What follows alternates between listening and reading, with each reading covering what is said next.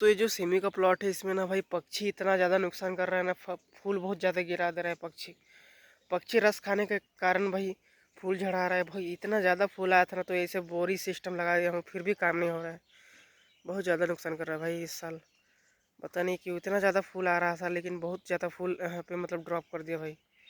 देखिए ना, यहाँ पे बोरा वोरा लगा दो सिस्टम बनाए हो फिर भी मतलब असर ही नहीं हो रहा है। छोटा छोटा पक्षी है एकदम भाई, इतना ज़्यादा नुकसान कर रहा है ना, क्या बताऊँ मैं। एकदम बहुत ज़्यादा फूल गिरा रहा है भाई। इन्हें सिस्टम बना दिया हूँ लेकिन फिर भी नहीं डरता है पक्षी। ये देखिए, इन्हें फूल आ रहा है अच्छा, लेकिन गिरा रहा है बहुत ज़्यादा फूल।